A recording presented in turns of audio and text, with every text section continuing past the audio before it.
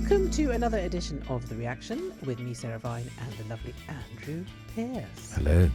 The women's gold medalist in the boxing at the Olympics, Imane Khalif, is suing Elon Musk and J.K. Rowling. And she's taking Donald Trump into it too. Is she? Which is a gift for him. Oh, yeah. Because perfect. she's alleging criminal cyber warfare. Yeah.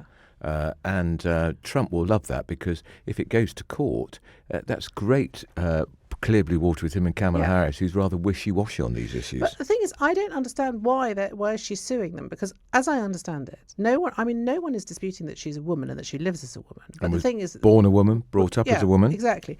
But she has this very rare intersex condition, which means she has Y chromosomes, which makes her genetically male. It gives her a masculine advantage. And she has internal testes, is that the case? I think that's the point. Yes.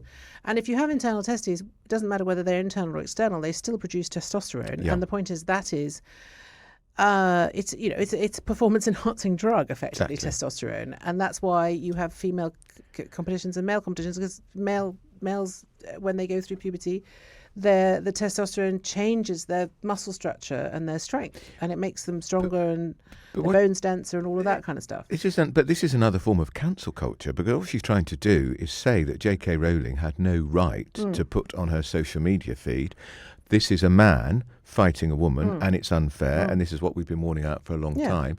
And if it was to be successful, it also means what we say in this country on our social media about something going on in another country can be deemed... can be taken down, be censored. This is a really important moment for free speech, actually. It is, but I think the point that J.K. Rowling is trying to make is that it's dangerous to have, effectively male-bodied individuals, whether they identify as females or multigender or whatever it is. But if they basically have male structures, if they're male-bodied, because they have testosterone and they have had that, they've gone through effectively the male kind of puberty, fighting in this case in a kind of aggressive sport against females, they just can't compete. It's not possible. Yeah, if it was ice skating, you might think there are some disciplines different. where it probably doesn't matter quite so much. But in boxing or wrestling or swimming, weightlifting, things like that. But I think in a fight situation, it's far more serious because of the extra strength they've got, and the extra reach. They just have this much bigger. And we know that there's evidence that the female body cannot withstand the same amount of pressure from a punch. Yeah, and actually. The Algerian boxer's punch was judged to be 2.5 times the strength of a woman's punch. Yeah. So how was she allowed even to take part, let alone win the gold medal? I just don't think it's fair for the females competing, because they just it's like they're fighting with one hand behind their back. Yeah. They simply can't do it. But you only have to look at tennis, which is my favourite sport. The difference between male and female tennis. I mean, the speeds at which men can serve and are just completely different from the women. But is this a matter for the courts? I can't see why it is. No. And it's certainly not a matter for a criminal court. I thought when I heard she was taking legal action, I thought, she's suing for defamation because saying, I'm not a woman, I am a woman, I'm not a man. But she's alleging criminal acts by J.K. Rowling and by Elon Musk, who will also relish the fight, won't he, with his billions? And Donald Trump will absolutely worship it. I suspect that she's probably just wanting the publicity now. Yeah. Apparently in Algeria, she is a national hero. Yeah. You think that would be quite content? She's presumably, if they have reality shows, she can go on those in Algeria. I'm sure they have them. Well, I think if you're a winner, people love you, don't they? They do. Yeah. So I think that's that. But I find it. I found the whole of this Olympics a bit distressing because there was that. Was that Dutch volleyball player who had been in prison for raping a 12-year-old? Yeah. I thought that was a bit. I didn't think raping her here. Yeah, I don't. I'm sorry. 3 times in 2 days. Yeah, if that doesn't bring the Olympics into disrepute. He was 19. She was 12. Yeah. He knew she was 12. He was 6'5". And then so he serves a year of his sentence in Britain, and then we have this arrangement where they go back to Holland. Good old liberal Holland. He does 1 month in prison in Holland, and then he's free, and then he's allowed to fly the Dutch national flag in a sport celebrating excellence and. Astonishing that he was allowed to take part. Completely astonishing. Yeah, absolutely. I mean, imagine also, Sarah, if he'd won gold. would people have clapped and cheered? Would the national anthem have been played? I mean, it would have been humiliating for Holland. I just found that really astonishing. And but the whole question of male-bodied individuals, we can't say men because they don't identify as men, so we have to sort of say that they have the men. When you can say men, but I think you have to be respectful of how people see themselves. Do you know what I mean? If people really, if they want to be seen as women, then who am I to contest that? But when it's in a competitive context, I think it's different. It would be very interesting to have seen the Algerian boxer if she had competed in the male ring, in a ring with a male boxer, whether she'd have won even a single round.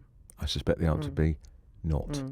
I just think I feel very sorry for the women who have trained and for years, discipline and all this kind of stuff, and it's like me trying to fight a hippo or something. In a sense, though, if it goes to court, presumably the court will have to establish her sex, so presumably there will have to be more tests done, and that will answer it comprehensively, definitively, once and for all. Because she was banned before. She was banned from another, not the Olympic discipline, it was the World Championships, a different body. Yeah. They did the test and said, you don't pass go because of the male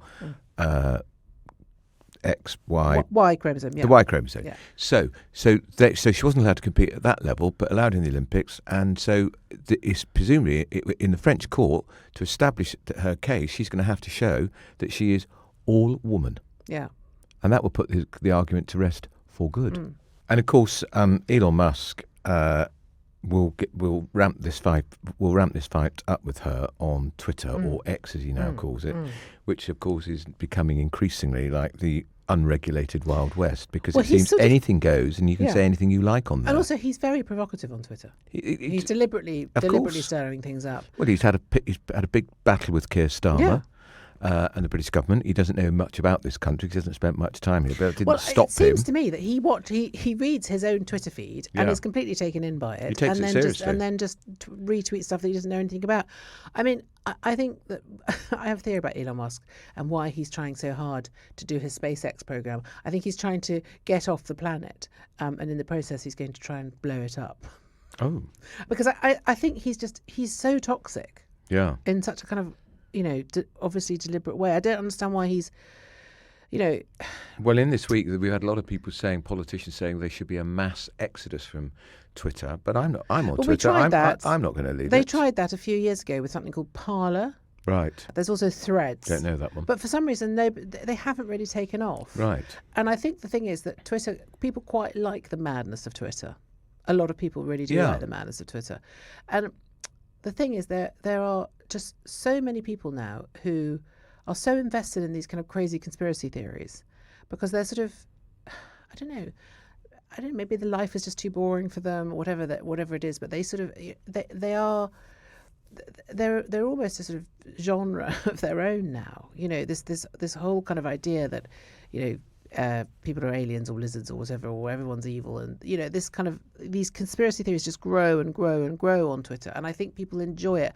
I think people use Twitter as a form of entertainment as much as anything else. Yeah, I don't think it should be taken too seriously. No, it's like they're watching, instead of watching Netflix, they're reading crazy tweets on Twitter, and that sort of entertains them. The problem is that there are always going to be, I mean, like we saw this with the riots. There's always going to be sort of the bottom 5% who are basically knuckleheads and who believe this stuff and who acts on it, and that's the problem. And what he's doing, what Musk is doing, he's poking those people, and you can't poke them because they're just not very clever, and they will just go out and smash things up. I mean, it's the same thing that Trump did with his people, didn't he, on January the 6th, when he said that he'd been robbed and he should be president, and it was all a sham, and they also turned up at the Capitol Hill and dressed as Vikings and started shouting at everybody. I mean, how many people? 3 died? 4? I can't remember. Yeah. And of course, we saw Trump this week on Twitter with Elon Musk. Yeah, absolutely. 45 minutes delay. And Liz Truss, I know. Your friend Liz Truss. That was a fine moment, wasn't it? I know. Mocked as a rabid old lettuce. Lettuce.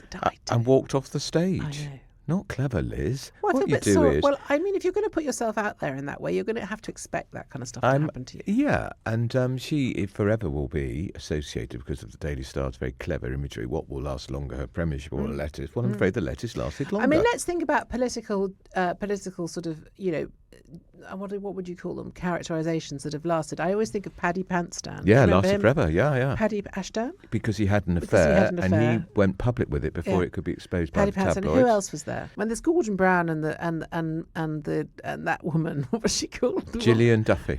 Gillian Duffy. But that hasn't changed his name. Like, I just think Liz Truss is always going to be remembered as a lettuce now. Margaret Thatcher, the Iron Lady. That's it. Yeah, that's true. That's her as Didn't harm her at all. Yeah. Tebbit, did he have one? I can't remember. The Chingford polecat. That's right. That's quite good. The Chingford polecat. Yeah, and he took it as a great badge of honour. Compliment. Yeah.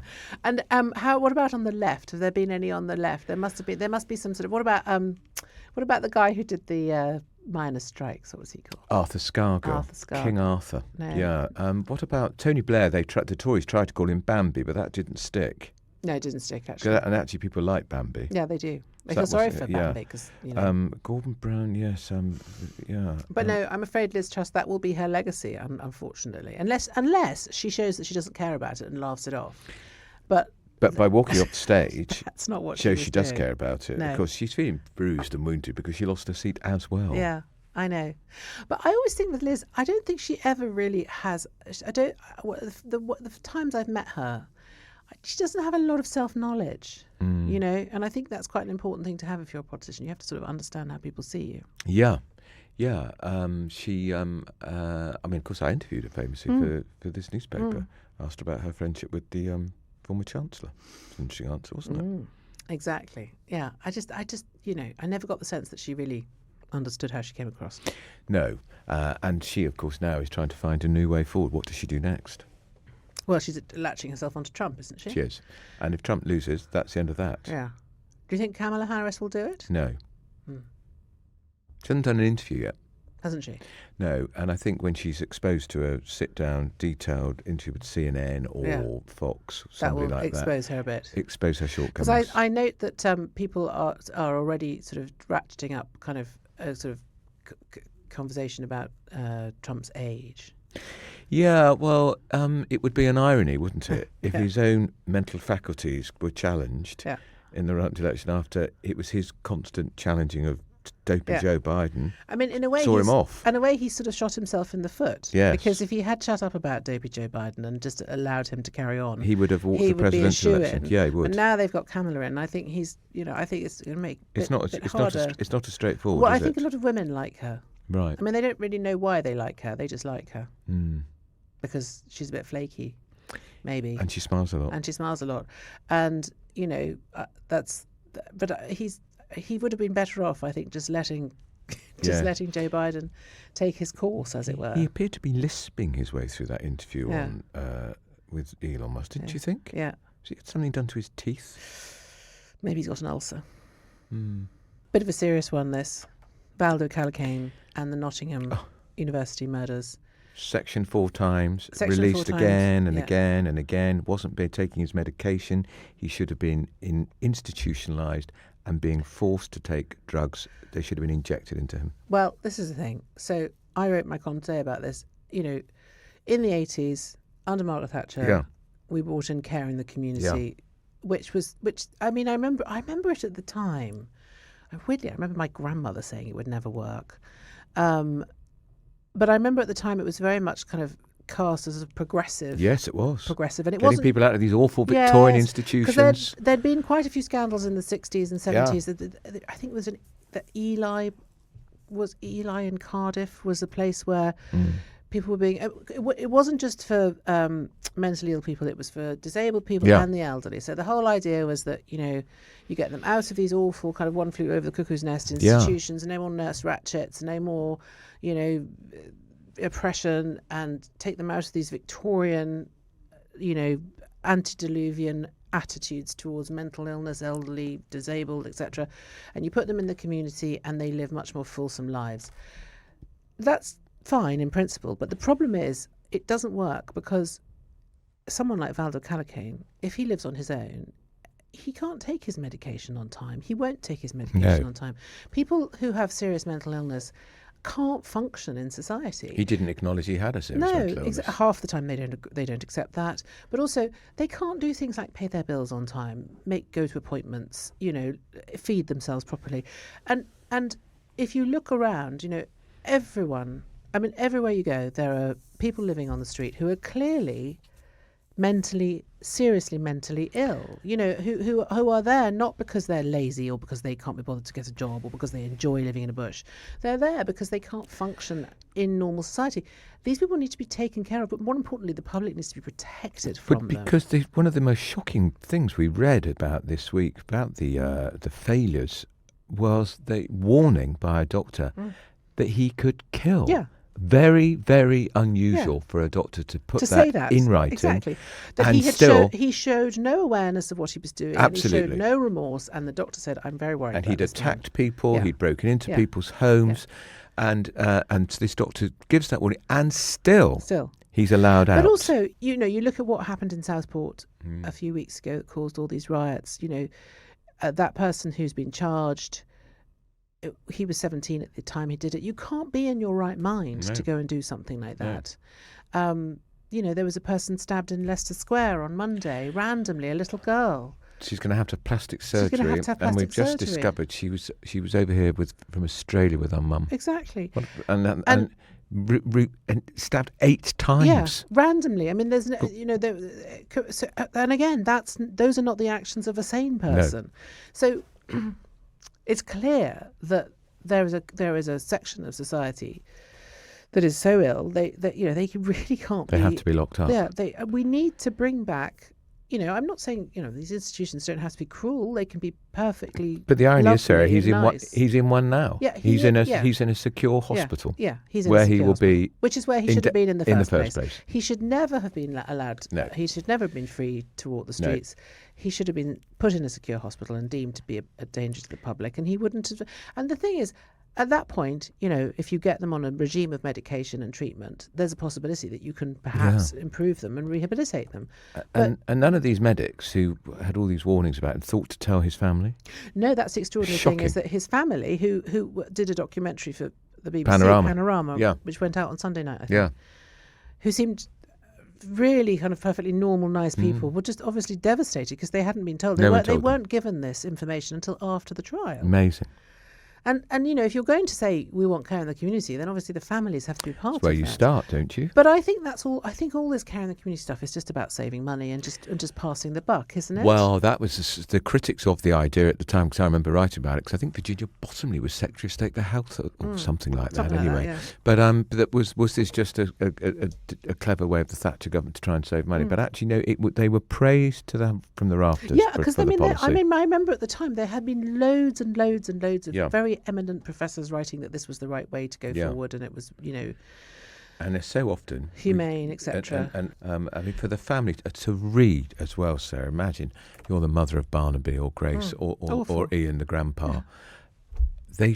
None of them should be dead. No, because that man should not have been allowed out on the street on his own, unsupervised, ever. But you see these people everywhere. I've just moved house because where I was living previously in West London, I was renting, so I was able to move house, so that was lucky. They put a halfway house in my street for people who have serious mental disorders. And it became really scary because there was one guy who was obviously, the other problem is that a lot of them, because a lot of them may not take their medication, but they do self-medicate. Yeah. So they drink or they take drugs. And so that's very kind of, they're taking... I do wonder, I know we should probably get Peter Hitchens in on this because he's very good on this stuff, but I do wonder how much of this surge in these mental health conditions, and we are up a lot, I think it's 25%, is to do with the kind of availability of very strong skunk weed, which we know from studies, causes psychosis. Yeah. Or can trigger psychosis if you're already prone to it. Yeah. We don't know whether any of these individuals were you partaking, but potentially. I certainly know that the people who were living in my street were. Yeah. And there's sort of just crazy stuff. And people sort of, this guy who would wander up and down ranting at people and shouting at people. It's quite scary. Of course it is, because you don't know how dangerous he No. is. He may be a danger just to himself. No. He may be, or he may suddenly look at you and think that you're, you know, someone from Planet Zog, that he needs You've got voices in your ear. Exactly. Because one of the, at one point when he broke into a home because he thought his mother was being raped in the home. Exactly. I mean, that is someone who's profoundly disturbed. Yeah. And you know, why are they allowed out? Anyway, I'd be interested to know what listeners think. Yes. Because do you think we should bring back institutions? I don't think there are very many left. No. Well, we just should. Yeah, secure hospitals. And better to err on the side of caution, Sarah, and bang them up in there than leave them roaming the streets free. Yeah. Unexploded. A lot of them are homeless. And some of them are unexploded bombs. Yeah. That's what they are. Yeah. Those are the very words I used in today's column. You did. Let us know what you think. You can email us at reaction@dailymail.co.uk, or you can send a voice note on WhatsApp 07796 657 512, and please start your message with the word reaction. Student loans. Not my area of expertise. I know. Having never been a student. I know. There's a whole. But I know it's a big problem. There's a whole big thing. Big changes. Yeah, and there's £140 billion student loan debt. Yes. That is colossal. That's more than the budget of the NHS. I know. It's been a disaster, this student loan system, hasn't it? It has. A real disaster, because I think what's happened is that too many people have ended up going to university because they think, I can take out a loan and I can go to university, and they shouldn't really be doing the degrees that they're doing. Did you see that actually one university was, I can't remember what the degree was, it was some sort of really sort of silly thing like, I don't know, TikToking or something. Yeah. You know, there are all these sort of We try not to call them degrees. Mickey Mouse degrees, but that's what they are. Yes. I mean, I think probably Mickey Mouse would be offended, because I think he's probably cleverer than most of these degrees. Anyway, but my beef with the student loan thing is that it's not sufficient for students. So my daughter's boyfriend, who is by no means from a wealthy family, gets, I think, $4,500 for the entire year, which is meant to pay for all his accommodation and living costs. Well, where are you going to live? I worked out, admittedly my maths isn't brilliant, but I did work out that if that were the case, then he would have to be living in accommodation that cost £30 a week, which was what I was paying for my accommodation when I was at university in 1987. Yeah. And as a result, you know, the poor kid who's doing mental health nursing, so it's quite a sort of intense degree, and he has to do a lot of placements, so he's always in hospital placements, you know, because he has to put in certain hours, so he's very busy. It's very labour intensive, and he has to spend every spare moment where he's, you know, on holiday, weekends, etc., working to get some money because his parents can't help him. And I just think, what, you know, if you're going to have a system where people borrow money to go to university, at least give them enough money to be able to look after themselves while they're at university. An unrelated point: why does he need a degree anyway to be a mental health nurse? I think it's ridiculous. I don't know. Well, I mean, no wonder there's not enough nurses, because he never needed a degree before. I think, although I would say that it is quite. I mean, he is getting some amazing training. I mean, it's not nonsense. It's probably quite hard work. But there's going to be no generosity from Rachel Reeves here. No, she's not going to change. She's not going to give them more. Absolutely not. No. So I don't really know what the solution is. I think we've really gone down a dead end with this. Because you've got 2 student children. Yeah, I have. Yeah. And how much are they allowed to borrow a year? They get allocated 9,000. No, they get 4.5. They get 4.5. Yeah, I mean it's means tested, depending on how much your parents earn. Right. But it's all very much, it's all those bands, you know. So if you're even like a 1p over the band, you know, you get the lower band, etc. But it's just not enough. It's really not enough. I mean, when I was at university, I had a job, but you know, I didn't get a grant because my parents were resident abroad, so I wasn't eligible for a grant. Well, that's different, you know.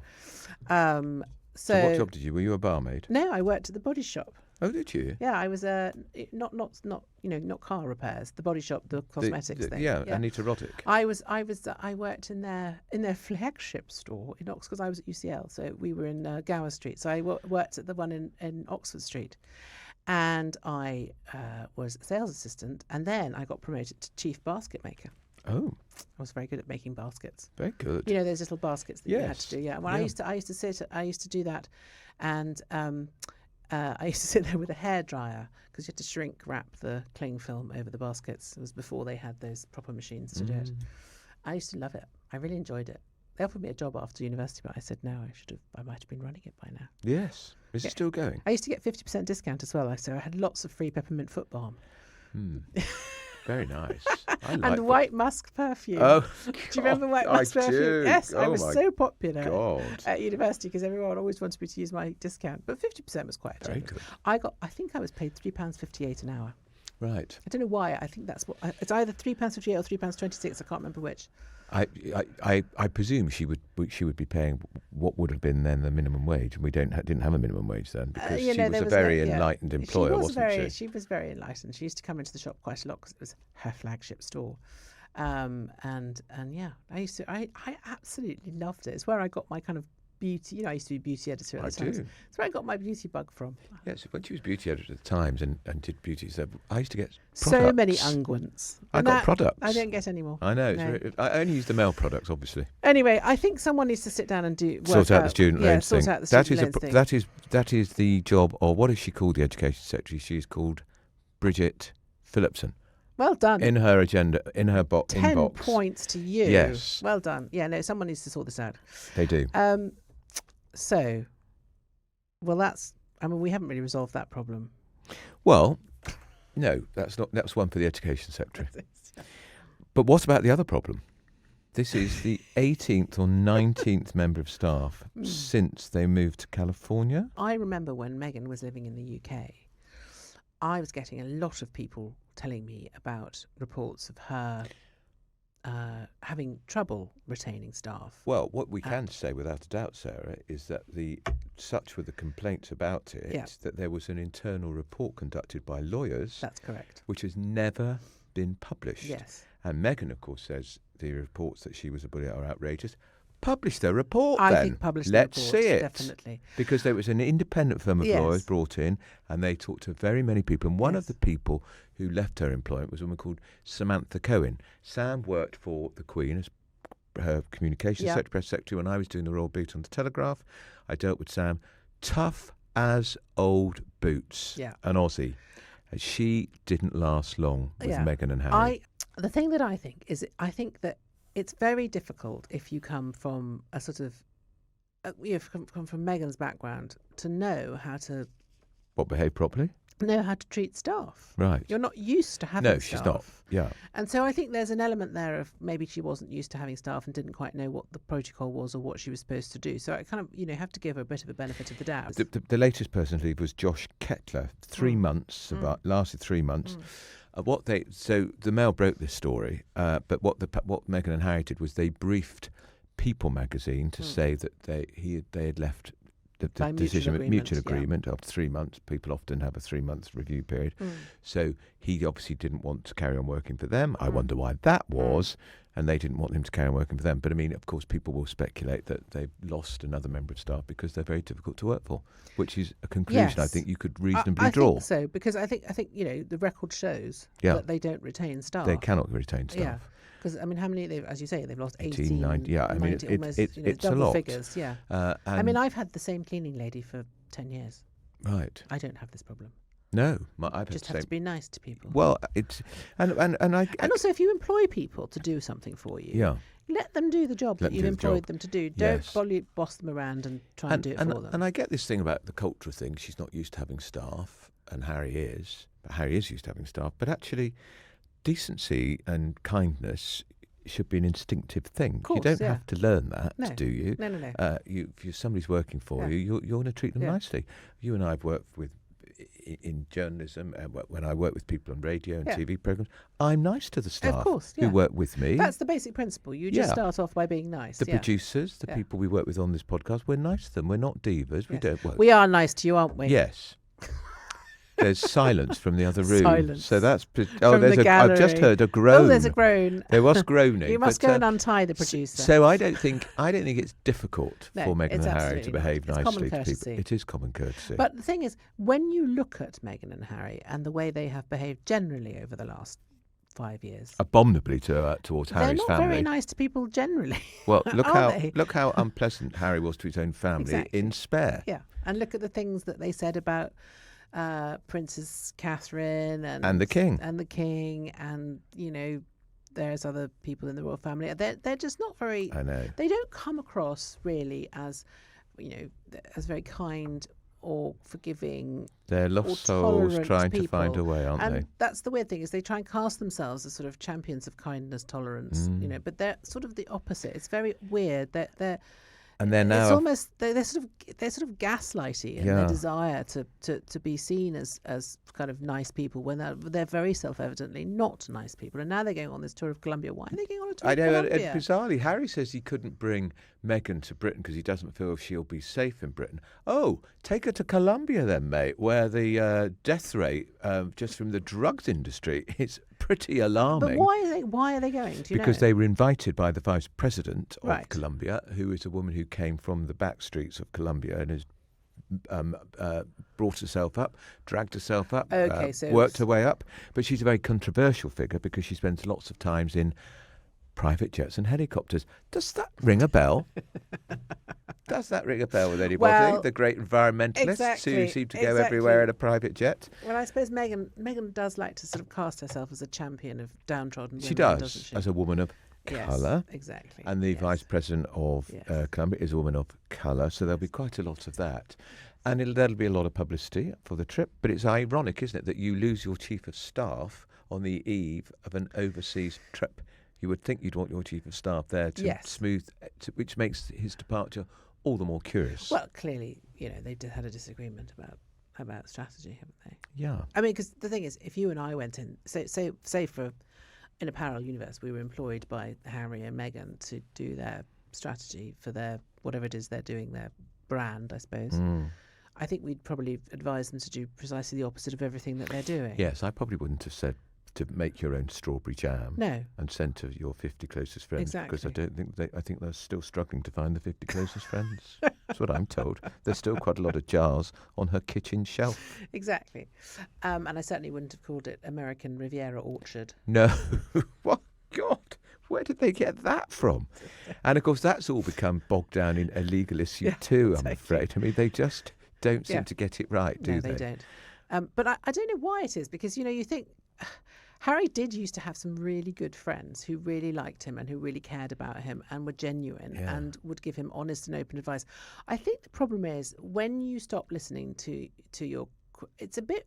I mean, it's analogous to what happens to politicians when they get to the top of the tree, which is that they stop listening to their real friends. They do. And they start listening to all the people blowing smoke up their what's That's right. And, they can't take criticism. They see any sort of critical kind of, any criticism of their behaviour as an attack rather than helpful, because that's the thing. Well, and if you're running a company and no one wants to buy what you're selling, then you can't get angry with people who are not buying your stuff because they don't like it. You have to change the way you are. and when Harry was talking to his brother was not just a friend; they were best mates, weren't Yeah, they? absolutely, And yeah. I think he was a wiser older brother Yeah. who'd give his little brother advice. Yeah. And that is so sad that has been shattered. Well, because he Completely. attacked William's wife, Yeah. which is unacceptable. Yeah, in I- public. I have to say at this point, we have to now have a small break from bitching about Harry and Meghan and talk about William's beard. Oh dear, See, I loved it. I thought it was awful. I am so in favour of summer stubble. I think men look much nicer with beards. Well, I'm not growing one for you.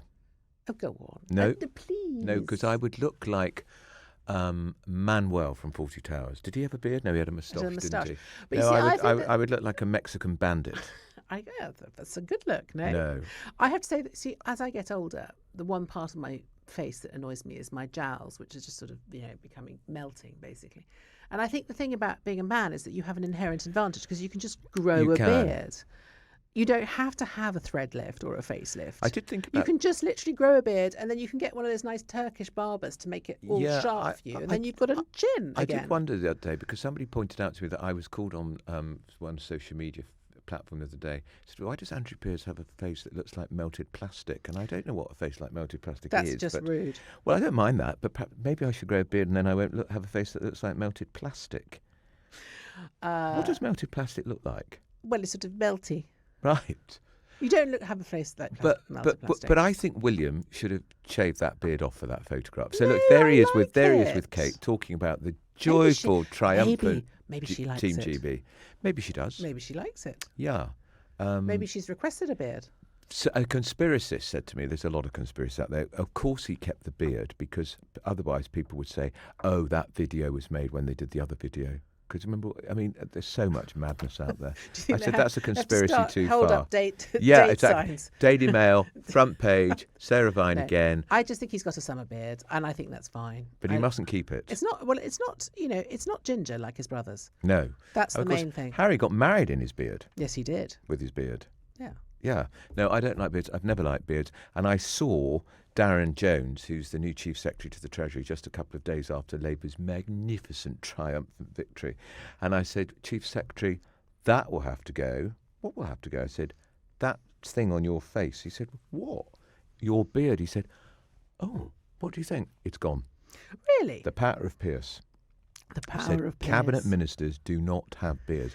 Mrs. Thatcher told John Gummer in no uncertain terms, get rid of it. The beard had to go. You think, when did you last see a cabinet minister with a beard? I don't know. I don't pay a lot of attention. No. Well, when Michael was in the cabinet, were there any cabinet ministers with beards? Think about it. No. There we are. Weren't. Yeah. No. I don't think there were. There we are, you see. You have to go back a long way to find a cabinet minister with a beard. They would be happier and better at their jobs. Right. I'm very in favour of beards. Somebody just reminded me, Frank Dobson, but he didn't last long in cabinet. No, he didn't. He then ran to be London Mayor and was humiliated because Ken Livingstone won. So that's because he should have got rid of his beard. What do you think, dear listener? Do you think it's okay to have beards if you're a man or not? Will you email us? No, so if you're the future king. If you're the future king. The King of Spain has a beard. Of course, but he must. The King of Spain's beard was a whole episode. Yes. In what was it called? Blackadder. Yes. Do you remember? It was a really good episode as well. Talking of the King of Spain, he was at the Olympics a lot. Yes. I didn't see William there. No, he's in charge of football though, isn't he? Not Olympics. Football is an Olympic sport. Snoop Dogg was there a lot. I didn't really know American who he was. rapper. I have to confess, I did not really know who he was. And can I just say to Tom Cruise, get over it. What a flipping poor man's rip-off of Daniel Craig and the Queen, which was sublime. I know. Nobody can better it. No. And it was a blatant plug for the Mission Impossible franchise, wasn't it? If I had been them, I would have asked Barack Obama to do it because I think he would have done it quite well. What? Do the abseiling and everything. Yeah. Prince Harry. Prince Harry, New job for Prince Harry. I mean, it would have been a great job for Prince Harry. Yeah. Yeah, absolutely. Did you watch the opening closing ceremony? I just watched clips of... I'm told the opening ceremony is still going on.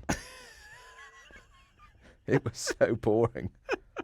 Every time I put the... It can't still be going on. Awful. It was awful. The closing ceremony did go on a long time too. Yeah, I'm afraid. Well. And then next time it's going to be in Los Angeles. Is that presumably why Snoop Dogg was there? Yeah, and it's why Tom Cruise... Los Angeles rapper. Because if you remember when Beijing ended in 2008, Boris Johnson was on an open deck London bus waving the Union flag because it was coming to London 2012. And I was working on the Telegraph at the time and he was doing his column the next day and he called from Beijing to say, what shall I write my column about? What do you think? Boris, what do you think? Whole world has seen you waving a flag. Had he had a few lemonades? Well, if the column dropped 7.5 hours later and it didn't mention the Olympics. Oh, really? No, it mentioned Chinese food, Ming porcelain. It was a beautifully written piece, and of course his phone was switched off. So those were the days. Those were the days. Anyway, well, I don't know. I think the Olympics in LA could be quite fun. Yeah. Quite lavish, I imagine. We'll see. So, what do you think about beards? Yep. Do let us know. Do you think Sarah Vine should grow one? I spend all my time getting rid of my beard these days. Let us know what you think at reaction@dailymail.co.uk, or you can leave a comment on Spotify, or even send us a voice note on WhatsApp. 07796 657 512. Start your message with the word reaction, and we will play them next week if they are good. Thank you so much for listening. Great to talk to you. I won't be here next week. Oh, not another holiday, Andrew. It's my second one of the year. Honestly. So it will be... We'll have to ask the divine Peter Hitchens. Who has a beard. Who does have a beard, yes. He does. Maybe we could talk about beards. There we are.